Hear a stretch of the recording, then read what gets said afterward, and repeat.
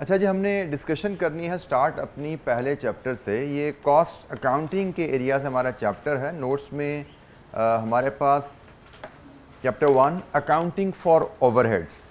कोई भी चैप्टर शुरू करेंगे हमारी आदत होगी कि पहले इस चैप्टर की सिग्निफिकेंस देख लें पास्ट पेपर्स और ग्रिड के लिहाज से कहाँ पे ये प्लेस होता है। तो पेज नंबर 3 पे आपके पास वो जो ग्रिड नोट्स में अवेलेबल है, इसके मुताबिक ये जो चैप्टर हम शुरू करने जा रहे हैं, पहली आइटम जो ग्रिड की है, पहला जो ग्रिड है कॉस्ट एसोसिएटेड विद प्रोडक्शन। अगर आप सबके सामने वो ग्रिड आ जाए, इसमें 1 2 3 4 नंबर 4 पे आ रहा है FH absorption rate and over under absorption. This is the primarily area जो कि हम इस चैप्टर में सीखने जा रहे हैं। और इस चैप्टर की इस चैप्टर से आप अपीयरेंस देख सकते हो। ऑटम रिसेंट अटैम्प्ट में 4 मार्क्स थे, उससे पहले ऑटम 17 में full 11 marks, then 2 marks, 12 marks, 2 marks, 10 marks. तो कभी स्मॉल मार्क्स टेस्ट हो रहे हैं 2-4 नंबर, कभी 10-12 नंबर का एक अच्छा साइजेबल क्वेश्चन हमें यहाँ पे इस एरिया से टेस्ट हो रहा है। सो पहला चैप्टर है, लेकिन एग्ज़ाम में इसकी अपीयरेंस हमें काफ़ी फ्रीक्वेंटली नज़र आ रही है। अच्छा जी, before we start discussing overheads and accounting for overheads, थोड़ा सा आपका हम रीकैप अगर लें, आपका नॉलेज जो आपने पहले एक्वायर किया होगा अबाउट कॉस्ट क्लासिफिकेशन। आपने कॉस्ट क्लासिफिकेशन की हेडिंग पढ़ी हुई है जी। कॉस्ट क्लासिफिकेशन या कॉस्ट बिहेवियर की एक हेडिंग आपने पढ़ी होगी। तो क्लासिफिकेशन के कई तरीके हैं, उसमें से एक तरीका जो मैं इस वक्त डिस्कस करना चाहूँगा, बाकी आगे क्लासिफिकेशन में चलते जाते हैं, फिक्स्ड एंड वेरिएबल कॉस्ट।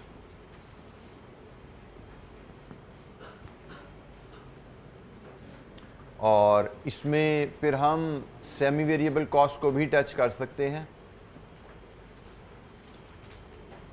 क्योंकि ये कॉस्ट अकाउंटिंग है। सो हमें कॉस्ट की अंडरस्टैंडिंग पहले क्लियर करनी है, और उसमें हम स्टार्ट कर रहे हैं उन टर्म से जो आपने पहले पढ़ी हुई हैं। फिक्स्ड कॉस्ट क्या होती है, वेरिएबल कॉस्ट क्या होती है, how can we define them. Volume के चेंज होने से जो कॉस्ट चेंज होती है वो वेरिएबल कॉस्ट कहलाती है, और जो कॉस्ट वॉल्यूम नहीं टाइम से लिंक होती है, मंथ या साल से, उसको हम फिक्स्ड कॉस्ट कहते हैं। फिक्स्ड कॉस्ट के ऊपर वॉल्यूम का कोई असर नहीं आता, और वेरिएबल कॉस्ट के ऊपर टाइम का कोई असर नहीं आता। एग्जाम्पल अगर लेना चाहें तो फिक्स्ड कॉस्ट की एग्जाम्पल है आपकी फैक्ट्री का रेंट पर मंथ होता है या पर एनम होता है, डिपेंडिंग अपॉन द एग्रीमेंट। आप उस फैक्ट्री में कितनी प्रोडक्शन कर रहे हैं, दिस डज नॉट मैटर। इससे फर्क नहीं पड़ता कि आपका रेंट कम होगा या ज़्यादा होगा, ठीक है जी। Rent is a fixed cost. और अगर हम फैक्ट्री में बात कर रहे हैं तो रॉ मटेरियल, फॉर एग्जाम्पल अगर ये मार्कर की फैक्ट्री है तो ये प्लास्टिक जो इसमें यूज़ हो रहा है, this is a variable cost.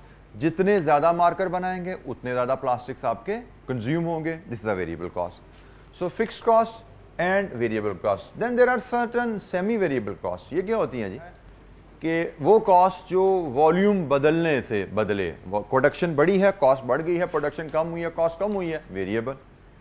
वो कॉस्ट जिसका प्रोडक्शन से कोई ताल्लुक नहीं है, प्रोडक्शन बढ़ी कॉस्ट नहीं बदली, प्रोडक्शन कम हुई कॉस्ट नहीं बदली, वो फिक्स्ड कॉस्ट कहलाती है। फिक्स्ड कॉस्ट का ताल्लुक, जैसे आपके साथी ने बड़ा डायरेक्टली कहा, नॉर्मली टाइम से होता है, वक्त गुजरने से वो बदलती है, per month, rent is per month. Semi variable cost या इसको सेमी फिक्स्ड कॉस्ट भी कहा जाता है, इसको सेमी फिक्स्ड कॉस्ट भी कहा जाता है।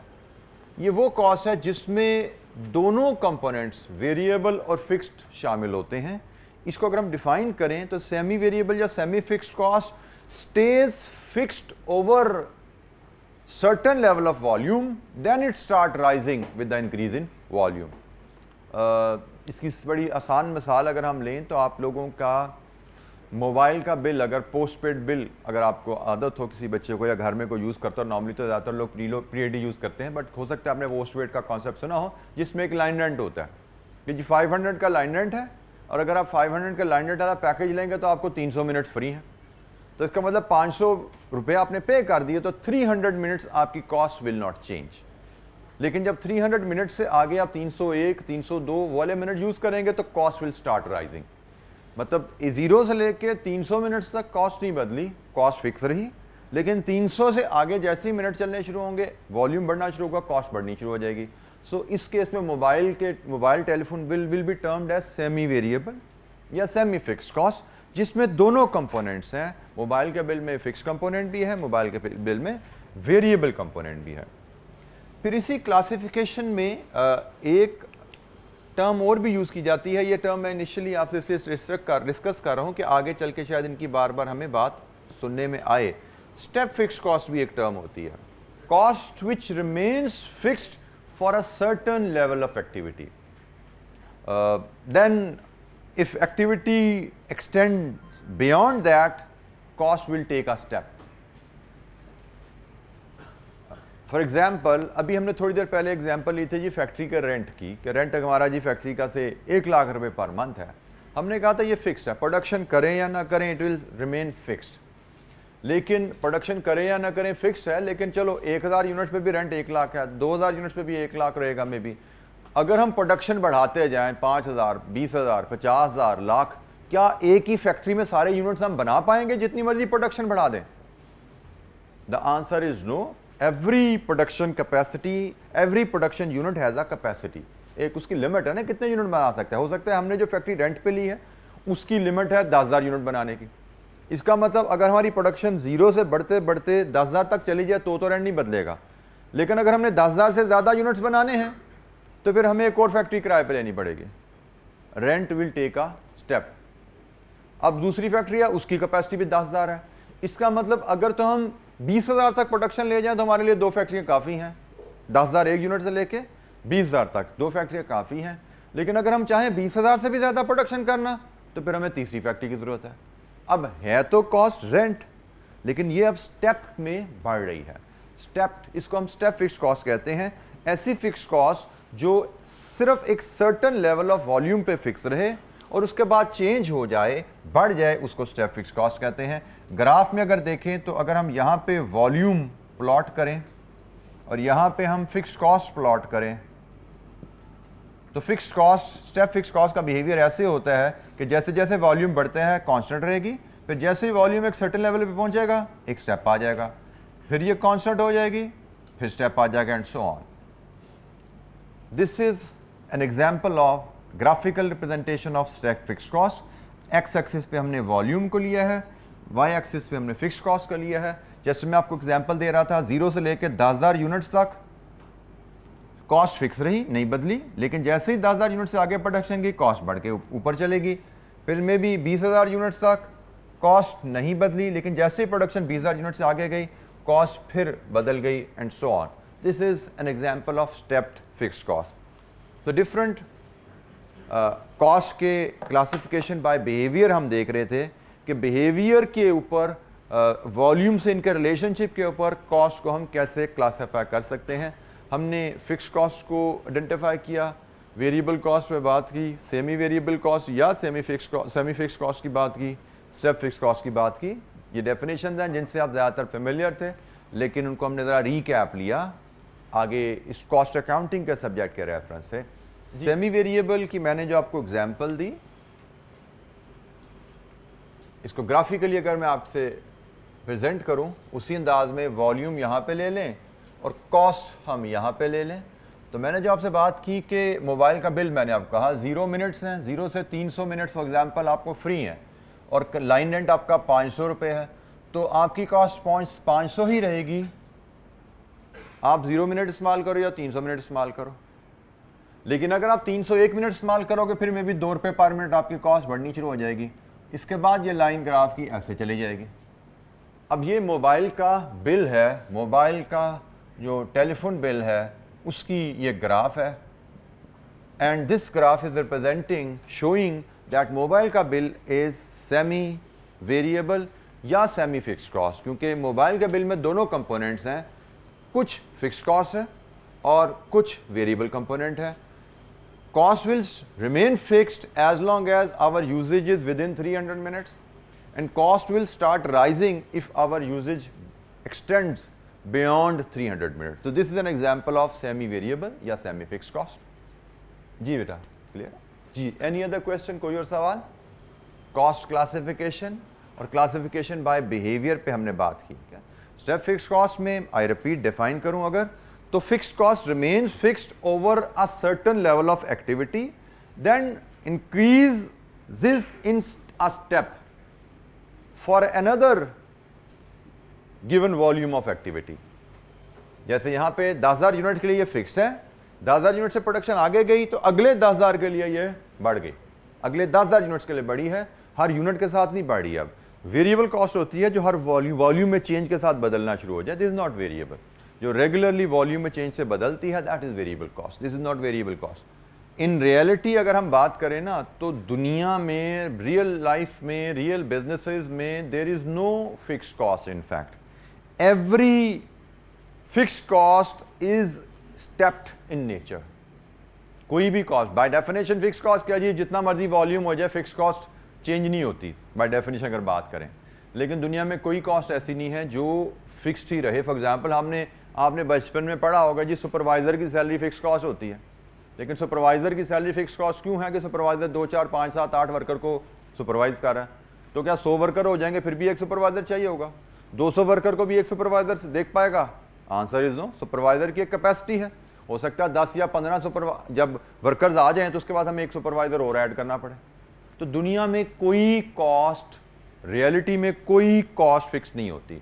रियलिटी में लॉन्ग टर्म में हर फिक्स कॉस्ट आपकी स्टेप फिक्स कॉस्ट बन जाती है। क्योंकि हर जो रिसोर्स है उसकी एक कैपेसिटी होती है जिसके बाद वो एक्सपायर हो जाता है। फैक्ट्री है, फॉर एग्जाम्पल आपको कहा जाता है depreciation is a fix cost, तो भाई डेप्रिसिएशन फिक्स कॉस्ट है एक प्लांट की ना, बट एक प्लांट की तो कैपेसिटी है, वो 5,000 यूनिट बनाएगा। अगर आपने 12,000 यूनिट बनाने हैं, एक प्लांट 5,000 यूनिट बनाता है, 12,000 यूनिट बनाने के लिए कितने प्लांट चाहिए? 3। तो डेप्रिसिएशन तो 3 गुना होगी ना। Depreciation is no more fix cost. 5,000 तक वो फिक्स है, लेकिन जैसे ही 5,000 से कॉस्ट बढ़ेगी 2 प्लांट आ जाएंगे, 2 प्लांट की डेप्रिसिएशन चार्ज होना शुरू हो जाएगी। जैसे ही प्रोडक्शन 10,000 से बढ़ेगी 3 प्लांट करने पड़ेंगे, 3 प्लांट की डेप्रिसिएशन चार्ज होना शुरू हो जाएगी। अब depreciation is a fixed cost but it is a step fixed cost. तो रियलिटी में जैसे मैंने कहा कि कोई भी कॉस्ट हमेशा फिक्स नहीं रहती। रियलिटी में, रियल लाइफ में, बिजनेसेस में हर fixed cost basically step fixed cost ही बन जाती है। जी जनाब, एनी क्वेश्चन? कोई सवाल यहां तक? कॉस्ट क्लासिफिकेशन हम डिस्कस कर रहे हैं और उसमें कॉस्ट के बिहेवियर को हम डिस्कस कर रहे हैं। डिफरेंट तरह के जो बिहेवियर कॉस्ट शो करते हैं और बाय बिहेवियर उनकी जो नाम है। अच्छा जी, कॉस्ट को देखने का एक और तरीका जो कि हमारी डिस्कशन को आगे लेकर चलेगा इस चैप्टर के ऊपर, that is direct cost and indirect cost.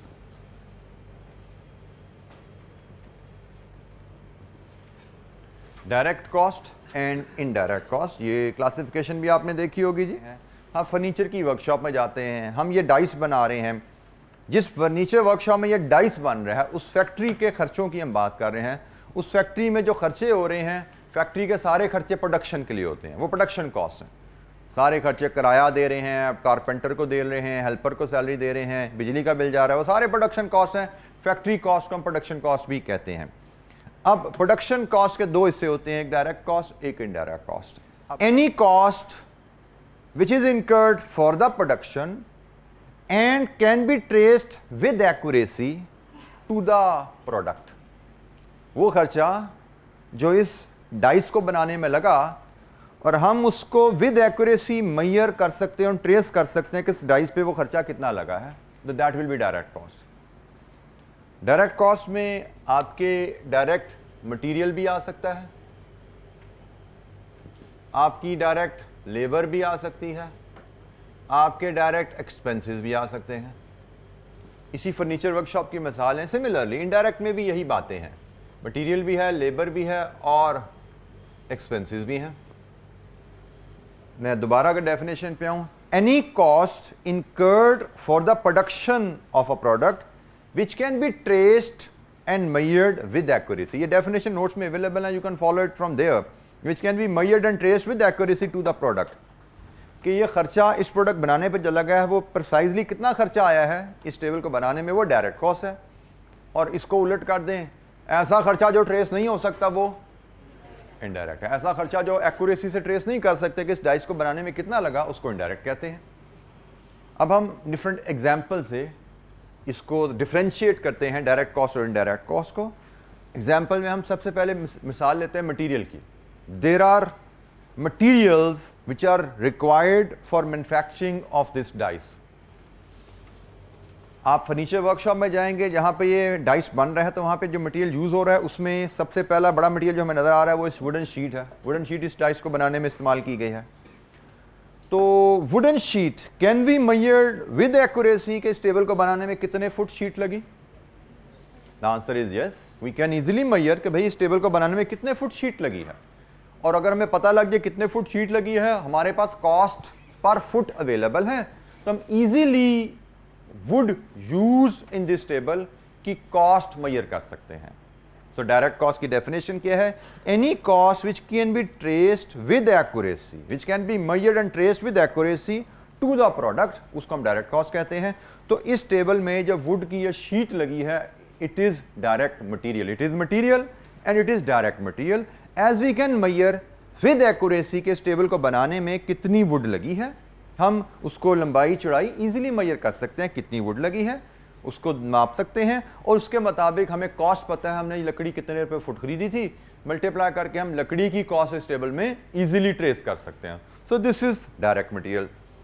Similarly ये वुडन जो स्ट्रिप लगी नजर आ रही है आपको सामने, हम अगर मेजर करना चाहें ये कितने फुट लगी हुई है, ये भी बड़ा आसान है। ये एक जगह ये नजर आ रही है, जितनी जगह जहां जहां नजर आ रही है रनिंग फुट नाप लीजिए, आप इसको भी देख सकते हैं, एंड यू नो आपने इसकी क्या प्राइस पे की हुई है।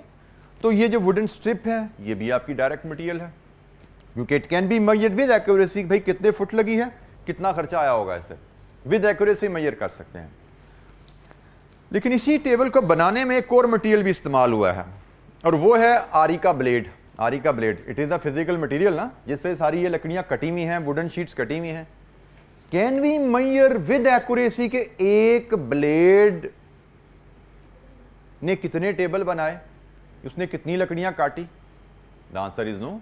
ब्लेड तो उसमें आरी में चल रहा है, उसका एक सर्टन लाइफ होती है, कभी वो जल्दी टूट जाता है, कभी ज़्यादा चल जाता है, और जब टूटता है नया लगा देते हैं, फिर चलता रहता है काम। सो ब्लेड भी मटेरियल है जो कि इस टेबल को बनाने में इस्तेमाल हुआ, but that can not be measured with accuracy कि ब्लेड की कॉस्ट पर डाइस क्या है। वुडन शीट की कॉस्ट पर dice can be measured, wooden strip की कॉस्ट पर dice can be measured, but blade की कॉस्ट पर dice can not be measured with accuracy. So example में हमने बात की मटेरियल के लिए हमने वुड ली, और यहां पे इनडायरेक्ट मटेरियल के लिए हमने ब्लेड लिया। हम फर्नीचर वर्कशॉप की मिसाल लेके चल रहे हैं। इनडायरेक्ट मटेरियल की एक और मिसाल भी हम ले सकते हैं। आपको पता है आजकल मोटराइज्ड मशीन्स होती हैं। मोटराइज मशीन फॉर एग्जांपल आपका जो ब्लेड है वो किसी मशीन में फिट होता है, और वो जो घूमती है मशीन, उससे ये टेबल कट हो रहे हैं। तो जो मशीन घूम रही है उसमें यकीनन आपने को ऑयल एंड लुब्रिकेंट्स भी यूज़ किए होंगे, ऑयलिंग की होगी उसकी, जो भी मशीन है उसमें ऑयल या ग्रीस डलती है, वो भी मटीरियल है। बट कैन यू मेजर के जो ऑयल डाल रहा है मशीन में, जो ग्रीस डाल रही है मशीन में, पर टेबल खर्चा कितना आ रहा है? The answer is no. तो हम कह सकते हैं कि जो लुब्रिकेंट्स हैं मशीन के, वो भी आपका इनडायरेक्ट मटेरियल है। तो डायरेक्ट मटेरियल और इनडायरेक्ट मटेरियल को हमने डिफरेंशिएट किया। हमने असूल सीख लिया डायरेक्ट और इनडायरेक्ट का, जो कॉस्ट सामने आएगी उसको उस असूल पे परख लिया हमने। तो हमने बात असूल क्या सीखा है? ऐसी कॉस्ट जो हम ट्रेस कर सकते हैं विद एक्यूरेसी कि इस टेबल पे कितनी लगी, वो डायरेक्ट है, और ऐसी कॉस्ट जो हम ट्रेस नहीं कर सकते कि इस टेबल पे कितनी लगी, वो इनडायरेक्ट है। और फिर हमने कहा जी डायरेक्ट कॉस्ट इनडायरेक्ट मटेरियल भी हो सकते हैं, लेबर भी हो सकते हैं, एक्सपेंसेस भी होते हैं। अब उनमें हम एग्जांपल्स आइडेंटिफाई कर रहे हैं। लेबर पे आते हैं जी। सिमिलरली वही डेफिनेशन है कि भाई लेबर से मुराद, लेबर कॉस्ट से मुराद क्या है? किसी ह्यूमन को उसकी सर्विसेज के against payment. This is the definition of labour cost. किसी इंसान को उसकी सर्विसेज के अगेंस्ट पेमेंट करना, दैट इज लेबर कॉस्ट। अब लेबर कॉस्ट आपकी फैक्ट्री में गार्ड भी सैलरी ले रहा है, अकाउंटेंट भी सैलरी ले रहा है, कारपेंटर भी सैलरी ले रहा है, हेल्पर भी सैलरी ले रहा है, स्टोर कीपर भी सैलरी ले रहा है। ये सारी लेबर की कॉस्ट है, लेबर में क्लासिफाई होती हैं। ये सारी फैक्ट्री की कॉस्ट है और लेबर की कॉस्ट है। अब हम देखेंगे वो कौन सी लेबर है जिसकी cost can be measured with accuracy. क्या फैक्ट्री के जो गेट कीपर हैं, गार्ड हैं, उनकी सैलरी हम मेजर कर सकते हैं कि एक टेबल बनाने में कितना खर्चा आया with accuracy? Answer is no. Factory का guard is not involve in making table. How we can relate his salary to manufacturing of table? So इसका मतलब जो फैक्ट्री के गार्ड की सैलरी है वो डायरेक्ट लेबर नहीं है, वो शायद इनडायरेक्ट लेबर है। Factory salary of factory guard,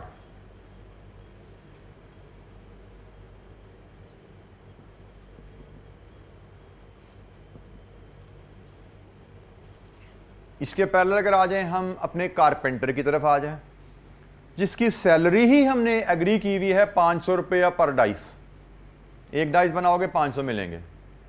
तो इसका मतलब कारपेंटर की सैलरी जो हम पे कर रहे हैं वो हम प्रिसाइजली एक्यूरेसी से बता सकते हैं एक टेबल की कितनी पे की है। सो कारपेंटर की salary is direct labour. Carpenter की सैलरी, कारपेंटर जो हमारा वुड का कारीगर है जो कि इस टेबल को बनाने में इन्वॉल्व है, उसकी सैलरी हमने रखी हुई है 500 रुपये पर यूनिट। तो वो तो एक यूनिट पे कितना खर्चा आया हमें पता है। फिर कारपेंटर के साथ हमने हेल्पर्स भी अटैच किए होते हैं जो उनको टूल ला के दे रहे हैं, जो उनको मटेरियल ला के दे रहे हैं, भाई मुझे लकड़ी ला दो, मुझे ये स्ट्रिप्स ला दो, मुझे हैमर ला दो, मुझे ऑयल ला दो लुब्रिकेशन के लिए, मुझे आप ब्लेड ला दो आरी के लिए। हेल्पर्स सफाई कर दो इस एरिया की, उनको भी सैलरी दे रही है factory. Can there salary be traced कि भाई ये एक टेबल पे कितना काम किया उन्होंने? The answer is no. Helper जो हैं वो तो प्रोडक्ट बनाने में काम ही नहीं कर रहे, वो प्रोडक्ट बनाने पे काम करेंगे तो उनकी सैलरी को हम प्रोडक्ट से रिलेट कर सकेंगे ना। हेल्पर तो प्रोडक्ट बनाने पे काम ही नहीं कर रहे, हेल्पर तो जो लोग प्रोडक्ट बना रहे हैं उनकी मदद कर रहे हैं। सो जो हेल्पर की सैलरी है वो भी आपकी इनडायरेक्ट, वो भी आपकी इनडायरेक्ट लेबर कहलाएगी। सो एनी कॉस्ट, फिर अगेन डायरेक्ट और इनडायरेक्ट की कॉस्ट की डेफिनेशन पे चले जाइए। Any cost which can be traced with accuracy to the product that is direct cost. And usually इसको फर्दर डिफाइन करने का एक तरीका जो किसी बुक में लिखा नजर आता है वो ऐसा है कि डायरेक्ट मटेरियल वो है जो प्रोडक्ट का हिस्सा बन गया, जैसे लकड़ी इस प्रोडक्ट का हिस्सा बन गई, this is another way to define. Direct material वो है जो इस प्रोडक्ट का हिस्सा बन गया, तो जैसे लकड़ी है। इनडायरेक्ट मटेरियल वो है जो इस्तेमाल तो हुआ, बनाने में प्रोडक्ट का हिस्सा नहीं बना, जैसे मैंने मिसाल दी थी आरी का ब्लेड, जैसे मैंने मिसाल दी ऑयल, जैसे हेल्पर ने सफाई के लिए जो कपड़ा इस्तेमाल किया वो भी मटेरियल है लेकिन वो इस प्रोडक्ट का हिस्सा नहीं बना। This is another way to define direct and indirect material. Similarly direct labour and indirect labour को भी डिफाइन करने का तरीका है कि उस लेबर की कॉस्ट जिसने प्रोडक्ट बनाई, जैसे कारपेंटर है जिसने प्रोडक्ट पे काम किया वो डायरेक्ट है, और उस लेबर की कॉस्ट जिसने प्रोडक्ट पे काम नहीं किया लेकिन प्रोसेस में इन्वॉल्व था, प्रोडक्ट पे नहीं काम किया प्रोसेस में इन्वॉल्व था, जैसे हमने कहा सैलरी ऑफ फैक्ट्री गार्ड, जैसे हमने कहा हेल्पर की सैलरी, प्रोसेस में इन्वॉल्व है, जिस प्रोसेस में जिस प्रेमिसेस में ये बन रहा है फर्नीचर वहां पे उनकी ड्यूटी है, रोल है, बट प्रोडक्ट बनाने में इन्वॉल्व नहीं, तो वो इनडायरेक्ट हो गए। तो this is another way to look at to identify. जनाब कोई सवाल? डायरेक्ट एंड इनडायरेक्ट पे हम बात कर रहे हैं। सिमिलरली एक्सपेंसेस की बात हो सकती है। Any cost which is neither material nor labour, उसको हम एक्सपेंसेस कैटेगरी में डाल देते हैं। मटेरियल क्या होता है? जैसे मैंने कहा फिजिकल, लकड़ी, ऑयल, कपड़ा, ब्लेड्स, फिजिकल जो आइटम्स हैं उनको मटेरियल कहते हैं। लेबर क्या है? कॉस्ट जो हम इनकर कर रहे हैं किसी भी ह्यूमन को उसकी सर्विसेज के अगेंस्ट, वो लेबर है। सो ऐसी कॉस्ट जो ना मटेरियल है ना लेबर है, उसको हम एक्सपेंसेस कैटेगरी में डाल देते हैं। जैसे इलेक्ट्रिसिटी एक्सपेंस, इलेक्ट्रिसिटी एक्सपेंस अब ना ये मटेरियल है ना ये लेबर है, तो उसको हम एक्सपेंस कैटेगरी में डाल देते हैं। जैसे rent of the factory, neither material nor labour, तो एक्सपेंस कैटेगरी में चलेगी। सो एनी कॉस्ट जो कि ना मटेरियल कैटेगरी में आती है ना लेबर कैटेगरी में आती है, उसको हम एक्सपेंस कैटेगरी में ट्रीट करते हैं। और एक्सपेंस भी डायरेक्ट भी हो सकते हैं, इनडायरेक्ट भी हो सकते हैं। कोई मिसाल? दो मिसालें तो मैंने बोल दी यहां पे, इलेक्ट्रिसिटी, रेंट, ये दोनों इनडायरेक्ट एक्सपेंसेस हैं। फैक्ट्री में रेंट लगा, बट फैक्ट्री का रेंट है, फैक्ट्री में 1 यूनिट बनाओ, 2 बनाओ, 15 बनाओ, 100 बनाओ, 1000 बनाओ, रेंट का कोई ताल्लुक पर यूनिट से है ही नहीं। It can not be measured with accuracy के पर यूनिट बनाने की वजह से रेंट इनकर हुआ, रेंट यूनिट बनाने की वजह से इनकर ही नहीं हो रहा, तो it can not B direct cost. Similarly बिजली, बिजली का कुछ ताल्लुक तो प्रोडक्शन से जरूर है, बट बिजली सिर्फ प्रोडक्शन में इस्तेमाल नहीं हो रही, बिजली तो लाइटों में भी इस्तेमाल हो रही है, बिजली तो पंखों में भी इस्तेमाल हो रही है। तो you can not measure with accuracy के एक टेबल बनाने पे कितनी बिजली लगी। तो बिजली का खर्चा ज़रूर है, बट इसमें यह भी ध्यान में रखना, इसका कोई डायरेक्ट इनडायरेक्ट का ताल्लुक आपने मिक्स नहीं करना फिक्स्ड और वेरिएबल से। ठीक है जी, there could be variable indirect cost, there could be variable fixed cost. हाँ, ये बात तो क्लियर है कि जो डायरेक्ट कॉस्ट होती हैं वो सारी की सारी वेरिएबल होती हैं। डायरेक्ट कॉस्ट सारी की सारी वेरिएबल होती हैं, लेकिन जो इनडायरेक्ट कॉस्ट होती हैं वो वेरिएबल भी हो सकती हैं, वो फिक्स्ड भी हो सकती हैं। जैसे मिसाल अब मैं आपको यहाँ पे, अब देखें दोनों अलग-अलग क्लासिफिकेशन है, लेकिन दोनों को हमने जहन में रखना है। जैसे मैंने यहाँ पे जो ब्लेड की मिसाल ली, blade will it be variable और फिक्स्ड? ब्लेड जिससे आप टेबल की लकड़ी काट रहे हैं, भाई जितने ज़्यादा टेबल बनाओगे उतने ज़्यादा ब्लेड यूज़ होंगे ना। It can not be considered fix. ऐसा नहीं कि एक ब्लेड आपने लगा लिया तो फिक्स की डेफिनेशन क्या थी? Cost which changes with time. तो क्या ब्लेड का ताल्लुक टाइम से है या इस्तेमाल से है? इस्तेमाल से है, तो blade is a variable cost, it has no link with the time. Oil for lubrication, इसका ताल्लुक टाइम से है या मशीन के इस्तेमाल से है? मशीन के इस्तेमाल से है। तो इसका मतलब आपकी ये ब्लेड भी वेरिएबल है, ये लुब्रिकेंट्स ये दोनों वेरिएबल कॉस्ट हैं। लेकिन अगर हम रेंट की बात करें ये फिक्स है।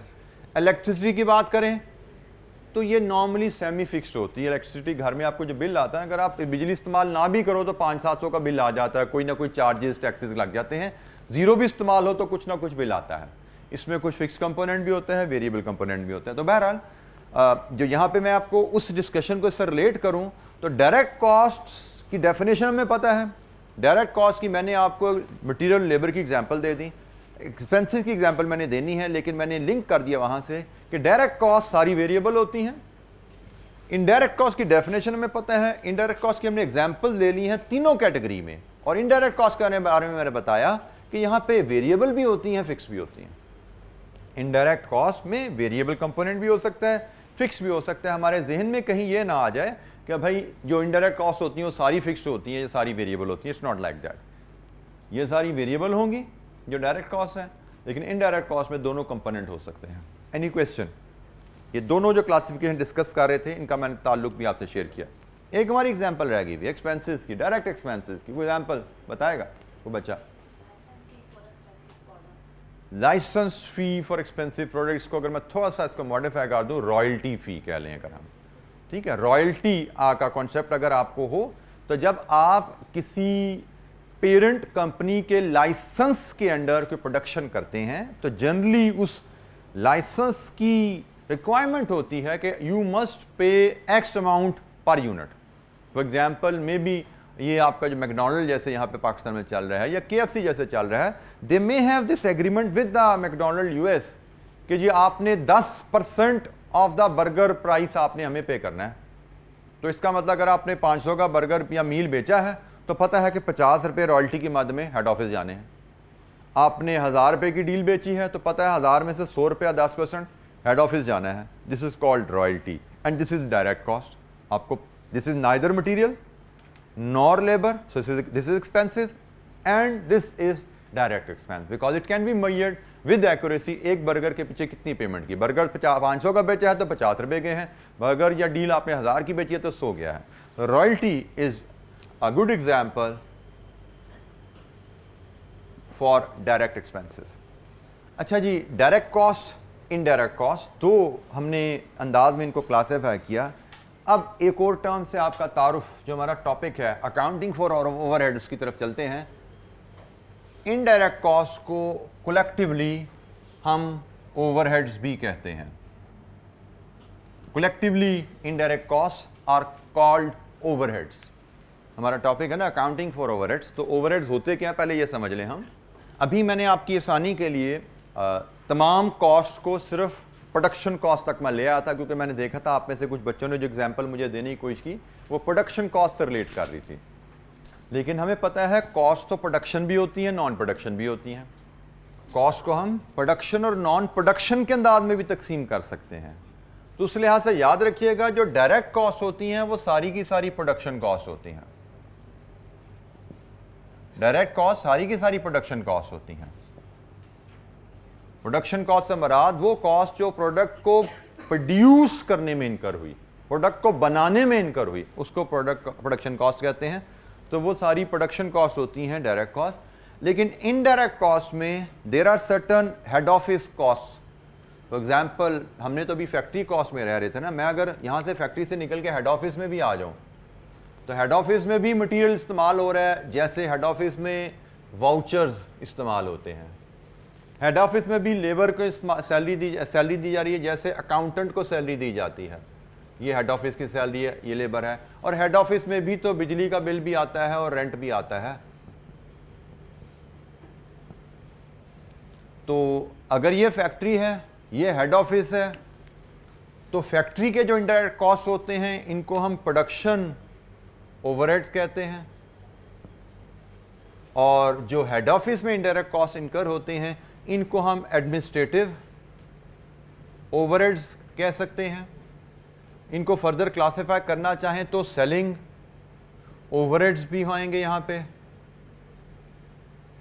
इनको मजीद क्लासिफिकेशन देखना चाहें तो इनकी डिस्ट्रीब्यूशन ओवरहेड्स भी इनको कहा जा सकता है।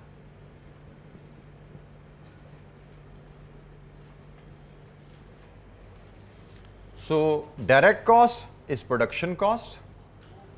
Indirect cost which is incurred in factory, indirect cost which is incurred in factory,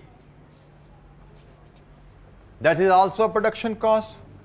And head office की सारी cost indirect होंगी, लेकिन ये सारी non production cost हैं।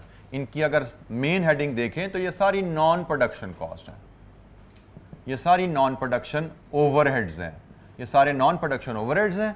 और इनकी फर्दर क्लासिफिकेशन हो सकती है admin overhead, selling overhead, distribution overheads. ये अगेन ये जो क्लासिफिकेशन है ये सिर्फ मैंने आपको अंडरस्टैंडिंग के लिए बताई। हेड ऑफिस का खर्चा हम पढ़े हैं कॉस्ट अकाउंटिंग। कॉस्ट अकाउंटिंग का बेसिक मकसद कल जैसा को बताया था प्रोडक्ट कॉस्ट मेजर करना होता है। कॉस्ट अकाउंटिंग का बेसिक ऑब्जेक्टिव होता है प्रोडक्ट कॉस्ट मेजर करना। और जब हम कहते हैं कि कॉस्ट अकाउंटिंग में हम मेजर करते हैं प्रोडक्ट कॉस्ट, तो product cost means only production cost. मतलब हमारे कॉस्ट अकाउंटिंग के सब्जेक्ट में सिर्फ हमने इन दो हेड से डील करना है, डायरेक्ट प्रोडक्शन कॉस्ट और इनडायरेक्ट प्रोडक्शन कॉस्ट, जिसको हम प्रोडक्शन ओवरहेड्स भी कहते हैं। वो मैंने सिर्फ आपकी अंडरस्टैंडिंग के लिए अलहदा कराया कि भाई ये भी खर्चे होते हैं, बट ये कॉस्ट अकाउंटिंग में नहीं आते। ये खर्चे नॉन प्रोडक्शन कॉस्ट कहलाते हैं।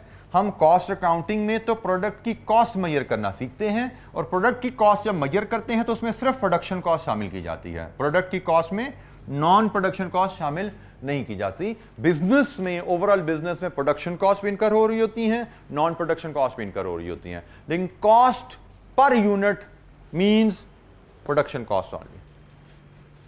जी जनाब, कोई सवाल? अभी तक हम बिल्कुल बेसिक्स इस्टेब्लिश कर रहे हैं अपनी। हमने अभी तक अगर हम देखें क्या सीखा है आज या रिवाइज किया है, कुछ सीखा है कुछ रिवाइज किया है।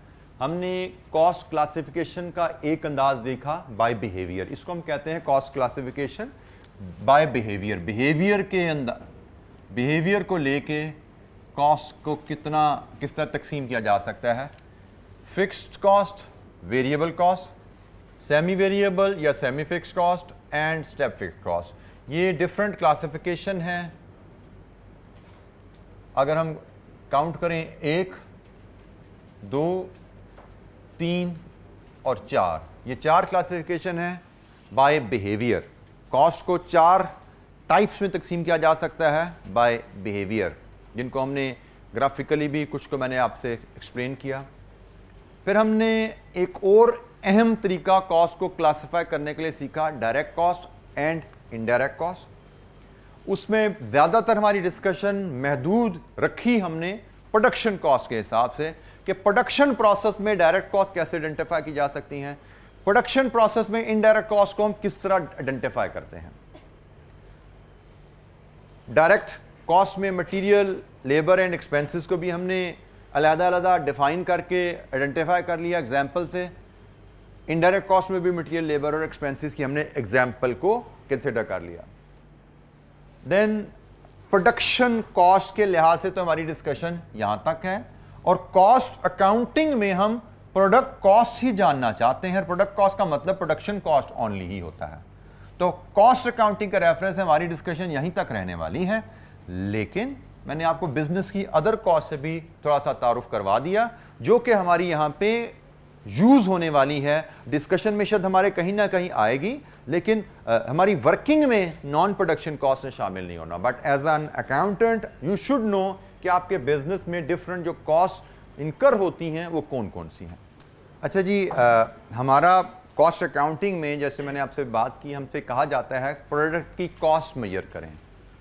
As an accountant you should know कि आपसे जब भी प्रोडक्ट कॉस्ट मेजर करने को कहा जाएगा, आपको सबसे पहले जो सवाल जिसका जवाब चाहिए before you start working on product cost, which system of costing is being followed.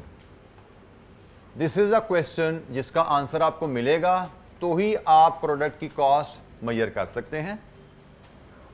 आपको पता होना चाहिए there are two accounting system which are followed, there are two costing system which are followed. One is called marginal costing, the other is called absorption costing. हमसे अगर पूछा जाए product की cost बताइए क्या है, तो हम प्रोडक्ट की कॉस्ट उस वक्त तक नहीं बता सकते जब तक हमें पता ना हो कि हमें किस सिस्टम के तहत प्रोडक्ट की कॉस्ट बतानी है, कैलकुलेट करनी है। इन दो टर्म से फेमिलियर है जी आप? मार्जिनल कॉस्टिंग, एब्जॉर्प्शन कॉस्टिंग की टर्म्स सुनी पड़ी है कहीं? वाकई नहीं? अच्छा, तो जी बड़ा सिंपल सा इनमें सिंपल सी इन सिस्टम की अंडरस्टैंडिंग है और बड़ी वेरी माइनर डिफरेंस। आपसे पूछा जाए आप कौन सा सिस्टम फॉलो कर रहे हैं, उसके बाद ही प्रोडक्ट कॉस्ट बनाई जा सकती है। मैं एक टेबल की मदद से आपको इन दोनों सिस्टम में फ़र्क समझा देता हूं।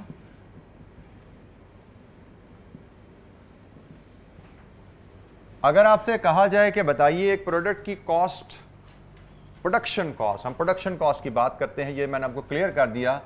जब भी हम प्रोडक्ट कॉस्ट की बात करें, प्रोडक्शन कॉस्ट की बात कर रहे हैं, तो उसके हम एलिमेंट्स, कंपोनेंट्स देखें। प्रोडक्ट बनाने में एक मटेरियल होता है जी, एक लेबर होती है और एक एक्सपेंसेस होते हैं, जिसमें हमें पता है कुछ डायरेक्ट होते हैं और कुछ आगे इनडायरेक्ट कंपोनेंट्स होते हैं। तो डायरेक्ट कॉस्ट का हिसाब हो गया। फिर इनडायरेक्ट कॉस्ट भी लगती हैं प्रोडक्ट बनाने में, जिनको हम ओवरहेड्स कहते हैं। और ओवरहेड्स हमारे वेरिएबल भी हो सकते हैं, ओवरहेड हमारे फिक्स भी हो सकते हैं। जो हमारी यहाँ पे अंडरस्टैंडिंग, मैंने आपसे कहा था कि डायरेक्ट कॉस्ट सारी वेरिएबल होती हैं, लेकिन इनडायरेक्ट कॉस्ट जिनको हम प्रोडक्शन ओवरहेड्स कहते हैं वो वेरिएबल भी हो सकते हैं, फिक्स भी हो सकते हैं। तो ये हमारी किसी भी प्रोडक्ट को बनाने में जो डिफरेंट हेड्स जिनमें हम कॉस्ट इनकर करते हैं, ये सारी प्रोडक्शन कॉस्ट हैं। अगर हमसे पूछा जाए जी एक यूनिट आपने बनाया, फॉर एग्जांपल ये डाइस, ये कितने का पड़ा, तो अंडर मार्जिनल कॉस्टिंग हम हिसाब करेंगे। मटेरियल लगा इसमें 500 का से, लेबर लगी इस एग्जांपल इसमें 200 की, रॉयल्टी हमने सपोज पे की 100 की, वेरिएबल ओवरहेड हमारा पर यूनिट लगा, कैसे लगा इस पर बाद में बात करते हैं, सपोज 50 का। मार्जिनल कॉस्टिंग के तहत आप सिर्फ वेरिएबल कॉस्ट प्रोडक्ट कॉस्ट में शामिल करते हैं। ये जो ओवरहेड्स हैं, इनडायरेक्ट कॉस्ट, ये फिक्स्ड है। फिक्स्ड कॉस्ट का कोई हिस्सा आप प्रोडक्ट कॉस्ट में शामिल नहीं करेंगे under this system. So marginal costing के तहत आपसे कोई पूछे डाइस कितने का है, तो 700, 800, 850 का है। लेकिन अगर आपकी कंपनी एब्जॉर्प्शन कॉस्टिंग फॉलो कर रही है, फिर आपसे पूछा जाए ये डाइस कितने का है, तो आप कहेंगे जी 500 का मटेरियल है, 200 की लेबर है, 100 के एक्सपेंसेस डायरेक्ट हैं, 50 के वेरिएबल खर्चा है और शायद 75 का फिक्स खर्चा पर यूनिट भी है, तो कॉस्ट बन जाती है 925। तो एक डाइस बनाने की कॉस्ट क्या है, that depends which system we are following. If we are following marginal costing system, we will only include variable production costs. Marginal costing कहती है कि product cost means only variable production cost. सिर्फ variable production cost आपकी product cost में शामिल होनी चाहिए। Absorption costing कहती है कि आप variable production के साथ साथ फिक्स्ड प्रोडक्शन कॉस्ट भी इंक्लूड कर सकते हैं अपनी प्रोडक्ट कॉस्ट में। मतलब मैं बार बार बोल रहा हूं कि प्रोडक्शन कॉस्ट के अलावा तो कोई खर्चा आना ही नहीं है। हम यहां पे टोटल प्रोडक्शन कॉस्ट मेजर कर रहे हैं under marginal costing, under absorption costing. So product cost measure करने के लिए हमारे पास दो ऑप्शन होती हैं। हम मार्जिनल कॉस्ट के तहत भी प्रोडक्ट कॉस्ट कैलकुलेट कर सकते हैं, हम एब्जॉर्प्शन कॉस्ट के तहत भी प्रोडक्ट कॉस्ट कैलकुलेट कर सकते हैं। दैट डिपेंड्स हमारी कंपनी की पॉलिसी क्या है। जी जनाब, कोई सवाल यहाँ तक? मार्जिनल कॉस्टिंग और एब्जॉर्प्शन कॉस्टिंग दो कॉस्टिंग के सिस्टम हैं। प्रोडक्ट कॉस्ट कैलकुलेट करने के दो तरीके हैं। मार्जिनल कॉस्ट से मुराद वेरिएबल कॉस्ट भी लिया जाता है, मार्जिनल कॉस्ट से मुराद वेरिएबल कॉस्ट भी लिया जा सकता है। ठीक है जी। तो मार्जिनल कॉस्ट कहती है जी सिर्फ वेरिएबल कॉस्ट को आप शामिल कीजिए कि एक डाइस एक प्रोडक्ट बनाने में जो वेरिएबल खर्चा लगा है सिर्फ वो शामिल कीजिए इसकी कॉस्ट में। जबकि एब्जॉर्प्शन कॉस्ट कहती है कि आप फिक्स खर्च कॉस्ट जो फिक्स प्रोडक्शन ओवरहेड जो लगे हैं, फिक्स्ड प्रोडक्शन ओवरहेड्स में जो फिक्स कॉस्ट लगी हैं उनको भी आप प्रोडक्ट कॉस्ट में शामिल कीजिए। सो एक ही प्रोडक्ट है लेकिन सिस्टम पर डिपेंड करते हुए यही प्रोडक्ट 850 रुपये पर यूनिट रिपोर्ट होगी बैलेंस शीट में और यही प्रोडक्ट 925 रुपये पर यूनिट रिपोर्ट होगी बैलेंस शीट में, depending which policies company following. Company marginal costing follow कर रही है, ये प्रोडक्ट 850 रुपये पर यूनिट बैलेंस शीट में नजर आएगी। कंपनी एब्जॉर्प्शन कॉस्टिंग फॉलो कर रही है, यही प्रोडक्ट 925 रुपये पर यूनिट बैलेंस शीट में नजर आएगी। इन्वेंट्री की कॉस्ट आपको पता है कि जो कॉस्ट होती है उसी पे इन्वेंट्री वैल्यू करके बैलेंस शीट में जाती है। अच्छा, एक चीज़ आपको यहाँ पे याद होनी चाहिए from your financial accounting knowledge. Financial accounting में आपने IS2 यकीनन टच किया होगा इन्वेंट्री के ऊपर, इन्वेंट्री वैल्यूएशन के ऊपर। तो आपका IS2 क्या कहता है, इन्वेंट्री को किस सिस्टम के तहत वैल्यू करना चाहिए? Absorption costing. आपका IS2 जो है दैट रिक्वायर्स कि आपकी इन्वेंट्री की जो बैलेंस शीट में वैल्यू है वो एब्जॉर्प्शन कॉस्टिंग पे आनी चाहिए।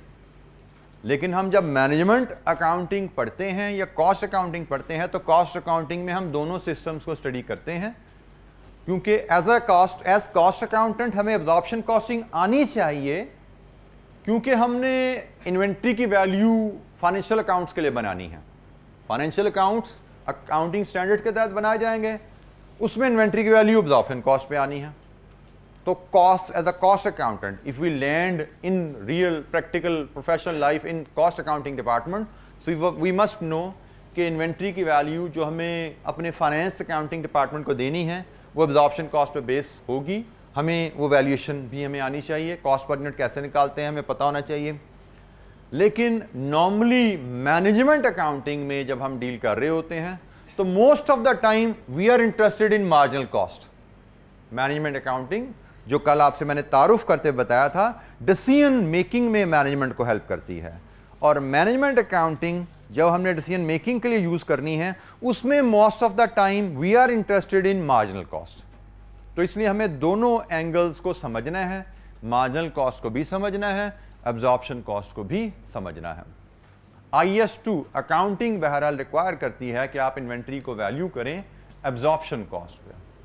और यहाँ पे मैंने बार बार आपको एम्फसाइज कर रहा हूँ ओनली प्रोडक्शन कॉस्ट। ये भी डायरेक्ट तो कॉस्ट होती प्रोडक्शन है, इनडायरेक्ट भी हम सिर्फ प्रोडक्शन कॉस्ट की बात कर रहे हैं। डायरेक्ट कॉस्ट तो होती ही प्रोडक्शन है, लेकिन इनडायरेक्ट जो हमने लेनी है उसमें नॉन प्रोडक्शन भी आ जाते हैं, लेकिन कॉस्ट पर यूनिट में सिर्फ प्रोडक्शन कॉस्ट शामिल की जाती है।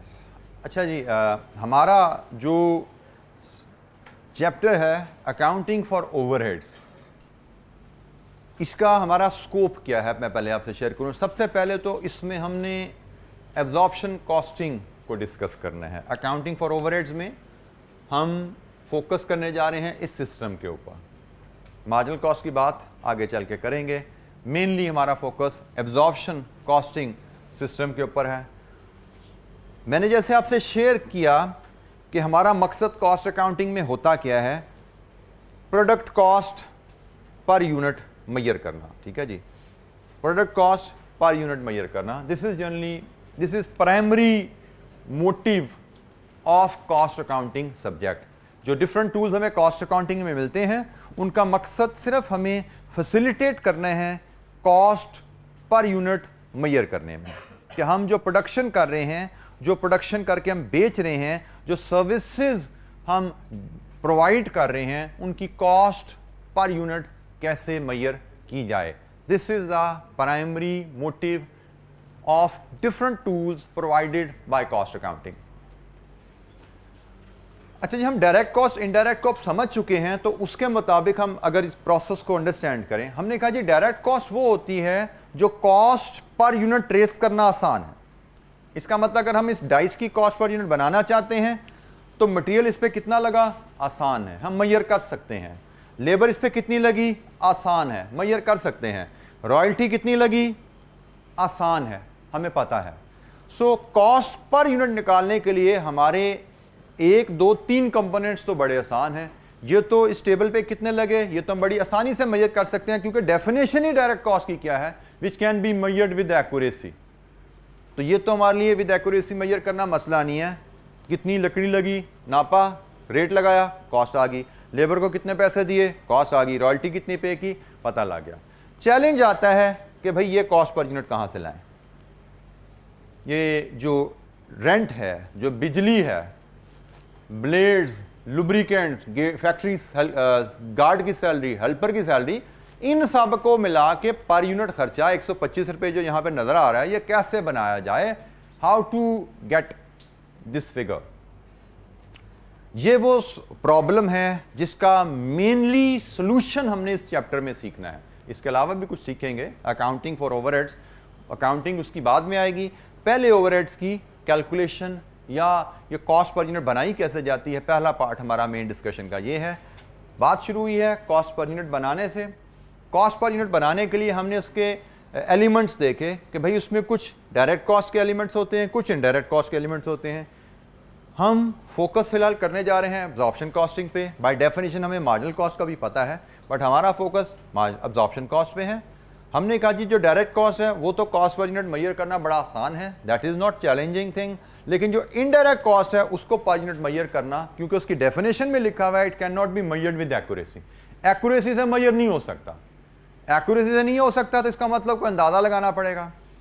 तो what is the way to estimate indirect cost per unit, ये हम सीखने जा रहे हैं जी। How to estimate indirect production cost, जिसको हम प्रोडक्शन ओवरहेड्स भी कहते हैं।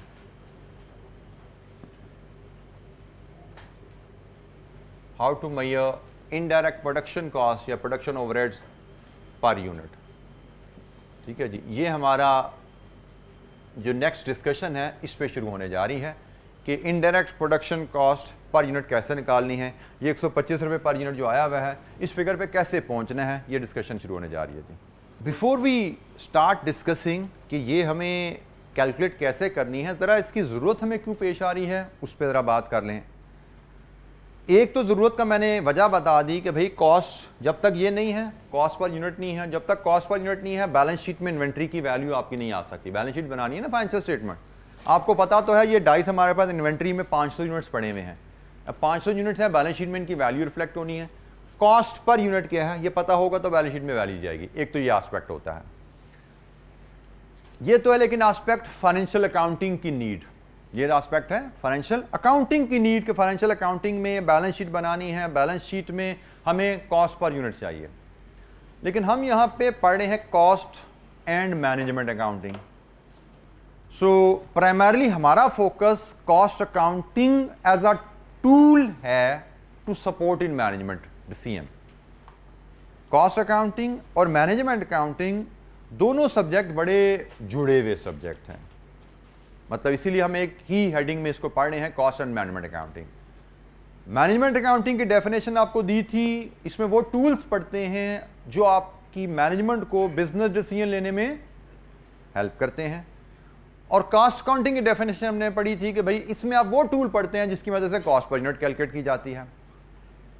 और अगर मैं इन दोनों को कंबाइन करूं तो मैनेजमेंट अकाउंटिंग में मोस्ट ऑफ द इंफॉर्मेशन जो यूज की जाती है वो कॉस्ट अकाउंटिंग से जनरेट होती है। फॉर एग्जांपल, आपको एक मिसाल दी थी कल कि मैनेजमेंट अकाउंटिंग में एक आपको जरूरत पड़ती है, एक डिसीजन मेकिंग की बात आई थी, जिसमें मैंने कहा था कंपनी को बाज़ का फैसला करना पड़ता है on the price of a product. और शायद मैंने इसी डाइस की मिसाल दे दी थी कि हमारे पास एक कस्टमर आया, उसने कहा ये डाइस मुझे आप बना के दीजिए, 50 डाइस बनवाने हैं मैंने, मुझे इनकी प्राइस कोट कीजिए। अब दिस इज अ डिसीजन कि हम कस्टमर को क्या प्राइस कोट करें। अब प्राइस क्या देनी है, ये किस पे डिपेंडेंट होगा? कॉस्ट, कि भाई इसकी कॉस्ट क्या है। किसी भी प्रोडक्ट की आप प्राइस क्या सेट करेंगे, उसमें प्राइमरी डिटर्मिनेंट कॉस्ट है, भाई बनी कितने की है चीज। उसके बाद बात आती है कि भाई इसमें कितना प्रॉफिट ऐड करना है, प्राइस क्या कोट करनी है।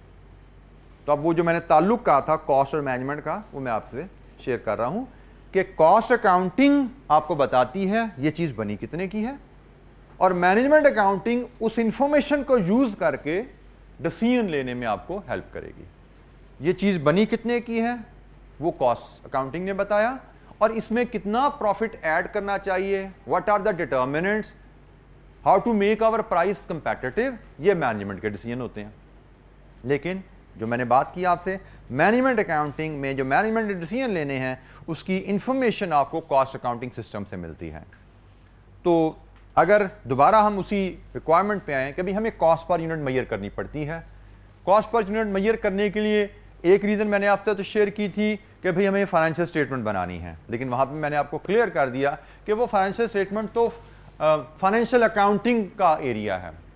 हमारे लिए यहाँ पे इस रूम में इस सब्जेक्ट को पढ़ते हुए financial accounting is not the major concern.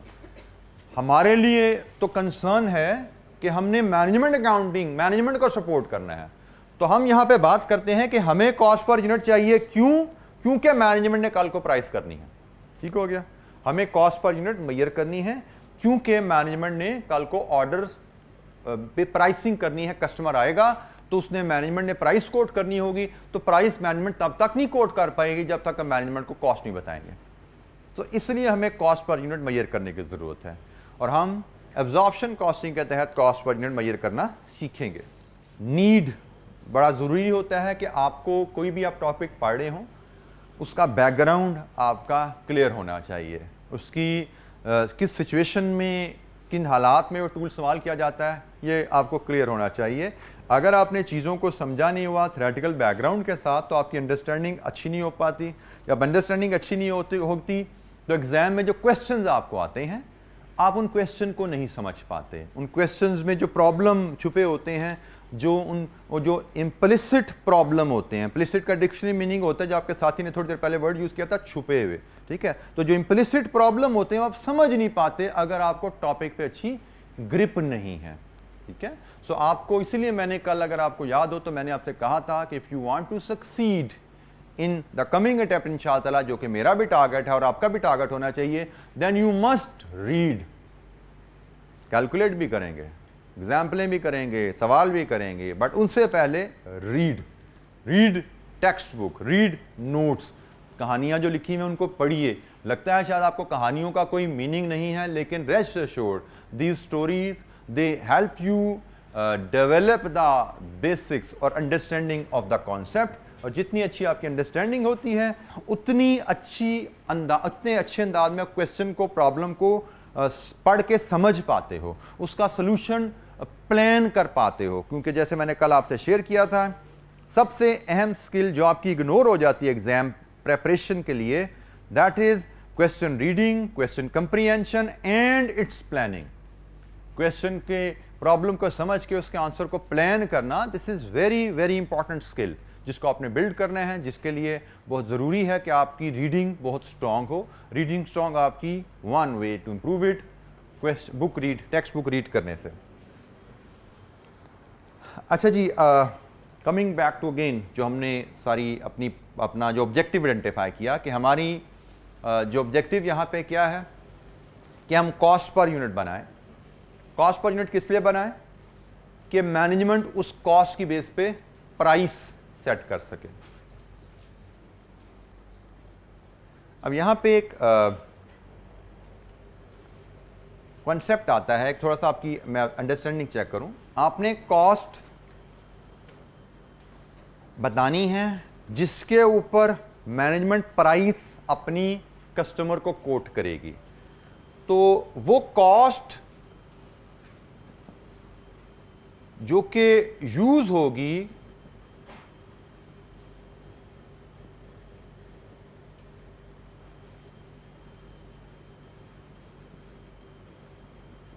should it be actual और estimated? सोच के जवाब दीजिएगा, जरा सोच के जवाब दीजिएगा। मैं फिर सिनेरियो जरा दिन में आइए। एक कस्टमर आया है, उसने कहा जी मैंने इस तरह के 50 टेबल आपसे बनवाने हैं, मुझे इनकी प्राइस कोट कीजिए। एस्टिमेटेड, बिल्कुल ठीक है। एक्चुअल कॉस्ट तो आती है जब प्रोडक्ट बन जाती है, तो प्रोडक्ट तो तब बनेगी जब हमें ऑर्डर मिलेगा। तो एस्टिमेटेड प्राइस के ऊपर, एस्टिमेटेड कॉस्ट के ऊपर प्राइस की वर्किंग की जाती है। ठीक हो गया जी। अब आइए अगेन डायरेक्ट कॉस्ट के ऊपर। अब डायरेक्ट कॉस्ट एस्टिमेट करना अगेन नॉट एन इशू। मेरे पास टेबल का डिजाइन सैंपल पड़ा हुआ है ना, अगर तो आई कैन इजीली मेजर कितनी लकड़ी लगी, कितना उसका रेट है, कस्टमर से पता करके लकड़ी कितने की लगेगी। कारपेंटर को बुला के उससे पूछना भाई इस टेबल को बनाने के कितने पैसे लोगे। अगर हम नई चीज़ बना रहे हैं, पुरानी पहले भी बनाते रहे तो हमें पता होगा, वो कोई मसला नहीं है। रॉयल्टी कितनी देते हैं हमें पता होगा। डायरेक्ट कॉस्ट एस्टिमेट करना is not an issue again, but problem आती है इनडायरेक्ट कॉस्ट एस्टिमेट करने में, क्योंकि इनडायरेक्ट कॉस्ट की मिसाल आपके सामने बार बार हम लेते आ रहे हैं। कभी फैक्ट्री में बिजली का बिल आता है, फैक्ट्री का हम रेंट पे करते हैं, गार्ड की सैलरी देते हैं, सुपरवाइजर की सैलरी देते हैं, ऑयल एंड लुब्रिकेट्स हैं, ब्लेड्स हैं, हेल्पर्स हैं, क्लीनिंग मटेरियल है, and so there are so many indirect cost जो फैक्ट्री में इनकर हो रही हैं, जिनके लिए पर यूनिट पर टेबल कॉस्ट मेजर करना हमारे लिए बड़ा मुश्किल है। तो absorption is a system. Absorption जो हम पढ़ने जा रहे हैं, ये एब्जॉर्प्शन कॉस्टिंग, एक तो एब्जॉर्प्शन कॉस्टिंग है, एक एब्जॉर्प्शन प्रोसेस भी है। एब्जॉर्प्शन कॉस्टिंग क्या है? कॉस्ट कैलकुलेट करने का तरीका जिसमें ये सारे एलिमेंट्स आते हैं। एक टर्म है आगे एब्जॉर्प्शन प्रोसेस। अब हम उसको समझने जा रहे हैं, क्योंकि एब्जॉर्प्शन प्रोसेस हमारा अब आगे हमें हेल्प करने जा रहा है, गाइड करने जा रहा है।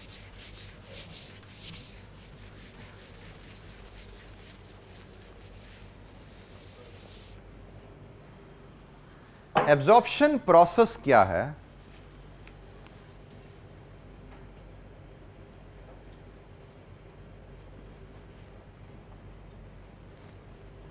This was absorption costing.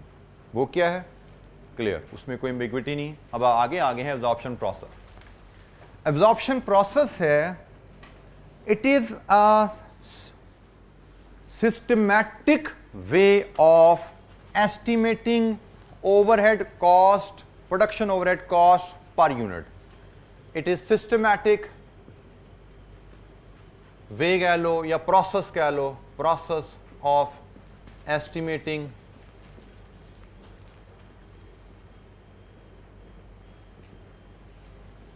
production overhead per unit। कि एक यूनिट बनाने पे अंदाजन प्रोडक्शन ओवरहेड्स हमारे कितने आएंगे, क्योंकि हमने पहले बात कर ली हमारा तो सारा हिसाब अंदाजे पे चलना है, हमारी कॉस्ट पर यूनिट एस्टिमेटेड ही बननी है। तो एस्टिमेटेड कॉस्ट ओवरहेड को एक सिस्टमैटिक वे में कॉस्ट पर यूनिट में बनाना, ये हम इसको एब्जॉर्प्शन कहते हैं।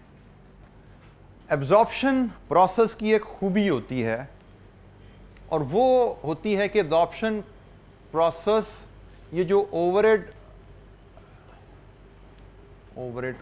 कॉस्ट, जो ये ओवरहेड कॉस्ट पर यूनिट होती है, इसके लिए normally it links cost to normally, let me put the word normally, links cost to the time taken to produce one unit। ठीक है जी, कि आपकी ओवरहेड कॉस्ट पर यूनिट क्या आएगी, उसको जनरली ये लिंक करता है ये प्रोसेस कि एक यूनिट बनाने को टाइम कितना लगता है। बहुत नहायत ही सिंपल वे में ओवरहेड कॉस्ट पर यूनिट अगर हम लेना चाहते हैं तो हम इस फार्मूले को फॉलो कर सकते हैं। Production overhead cost per unit is equal to budgeted production overheads, overheads को हम OH से भी एब्रीवेट कर लेते हैं, budgeted production overheads divided with budgeted production। This is the first and foremost simple case of absorption process। जैसे हमने बात की कि हमने एस्टिमेटेड कॉस्ट पर यूनिट बनानी होती है, और अब हम सिर्फ बात करें एब्जॉर्प्शन प्रोसेस की जिसमें हम estimated overhead cost per unit बनाने की बात कर रहे हैं। सबसे आसान और डायरेक्ट सिंपल वे क्या है, बजटेड से क्या मुराद होता है, for the time being estimated. आगे चल के हम इसको मजीद एलैबोरेट करेंगे इस टर्म को, हमारी बड़ा एक पूरा चैप्टर है बजटिंग पे, एक क्वेश्चन आता है हमारा बजटिंग पे, वहाँ पे जब जाएंगे तो इस टर्म की जो मजीद डेफिनेशन है उसको मैं क्लैरिफाई करूँगा। But for the time being budgeted का मतलब एस्टिमेटेड ही लीजिए आप।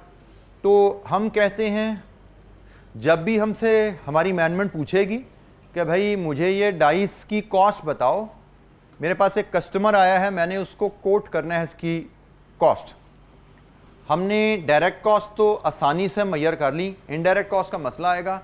इनडायरेक्ट कॉस्ट पर यूनिट क्या है, उसके लिए हम आते हैं इस फार्मूले पे। हम देखते हैं बजटेड प्रोडक्शन ओवरहेड्स हमारे क्या हैं। यूजुअली हम एनुअल बेसिस पे ये डाटा लेते हैं, एनुअल प्रोडक्शन और annual overheads divide with annual production. हम अंदाज़ा लगाएंगे कि भाई अगले साल, जिस साल में हमने इसकी प्राइस सेट करनी है, उस साल में हमारा खर्चा कितना आने वाला है ओवरहेड्स के मद में। फॉर एग्जांपल हमने कहा जी हमारा खर्चा आने वाला है 10 मिलियन का प्रोडक्शन ओवरहेड की मद में। प्रोडक्शन ओवरहेड्स में क्या क्या चीज़ें आती हैं उस पर हम बात कर चुके हैं। फैक्ट्री रेंट है, फैक्ट्री के इनडायरेक्ट अदर कॉस्ट हैं, बिजली है, helper salary, guard etcetera etcetera. उन सब को हमने बजट किया कि अगले साल हमारा इन हेड्स में खर्चा कितना आने वाला है, सपोज 10 मिलियन। और फिर हमने एस्टिमेट किया कि अगले साल हम अंदाजन कितने यूनिट्स ये प्रोड्यूस करेंगे। ये अंदाज़ा कैसे किया, मे बी हमने पिछले साल अपनी प्रोडक्शन देखी क्या थी, उसके हिसाब से हमने देखा हम कितनी ग्रोथ अगले साल लेना चाह रहे हैं। तो लेट्स अज्यूम हमने कहा जी अगले साल जो हम यूनिट्स बनाएंगे वो होंगे शायद 50,000। तो यहाँ से हम निकालिए आपकी कॉस्ट क्या आती है जी, production overhead cost per unit क्या आ रही है, ₹200। अच्छा, this is the most simple scenario of determining production overhead cost per unit. Production overhead cost per unit को हम कॉस्ट अकाउंटिंग की लैंग्वेज में ओवरहेड एब्जॉर्प्शन रेट भी कहते हैं, ओवरहेड एब्जॉर्प्शन रेट, जिसको हम OAR से एब्रीवेट भी कर देते हैं। तो हमारा ओवरहेड एब्जॉर्प्शन रेट क्या है, 200 रुपये per unit. Production overhead cost per unit को हम ओवरहेड एब्जॉर्प्शन रेट भी कहते हैं। इस केस में हमारा ओवरहेड एब्जॉर्प्शन रेट क्या है? 200 per unit. This is the most simple way of determining overhead cost per unit using absorption process. Marginal costing क्या है? एब्जॉर्प्शन कॉस्टिंग क्या है? एब्जॉर्प्शन कॉस्टिंग के तहत कॉस्ट पर यूनिट बनाने में हमें हेल्प लेनी पड़ती है एब्जॉर्प्शन प्रोसेस से। एब्जॉर्प्शन कॉस्टिंग के तहत कॉस्ट पर यूनिट बनाने के लिए एब्जॉर्प्शन प्रोसेस हमें क्या मदद देता है? एब्जॉर्प्शन प्रोसेस हमें हमारी production overhead cost per unit को एस्टिमेट करने का एक सिस्टमैटिक तरीका बताता है। और सिस्टमैटिक तरीके का सबसे बेसिक फार्मूला मैंने अभी आपसे शेयर किया, budgeted annual production overheads divided with budgeted annual production. This gives you an estimated production cost per unit. Estimated production cost per unit को हम overhead absorption rate भी कहते हैं। overhead absorption rate इस केस में 200 रुपये per unit है। So how to determine estimated overhead cost per unit? ये हमने बिल्कुल भी बेसिक वे में बिगनिंग बैकग्राउंड सारा बिल्ड किया, कॉस्ट क्लासिफिकेशन के साथ, कॉस्ट बिहेवियर के साथ, प्रोडक्शन ओवरहेड्स को आइडेंटिफाई किया, मार्जिनल एब्जॉर्प्शन कॉस्टिंग, दो सिस्टम्स को फ़र्क समझा, और एब्जॉर्प्शन कॉस्टिंग की हमने आप समझे एक बेसिक फार्मूला जिससे आप समझे हमारी डिस्कशन शुरू होनी है। अभी हमने अकाउंटिंग फॉर ओवरहेड्स पे ऐसा डिस्कशन शुरू ही नहीं की, हमने उसकी फाउंडेशन बनाई है। अभी आज के लेक्चर हमने सारी उसकी फाउंडेशन बनाई है। आज के लिए इतना जी, थैंक यू वेरी मच। आपको क्लास में अगर कोई दिक्कत हो, क्वेश्चन हो, कुछ बच्चों को क्लास में टाइम ना मिले सवाल पूछने का, you can always meet me after the class. I am also the principal of this campus, तो नीचे प्रिंसिपल ऑफिस में you can visit me class के अलावा टाइमिंग में। If you have any query, घर में कोई दिक्कत है आपको इलस्ट्रेशन करने में, रिवीजन में, क्लास पे सवाल पूछना is encourage, but still if you feel कि आपको क्लास के बाहर मुझे मिलना है, you can meet me in my office. Thank you, अस्सलाम वालेकुम।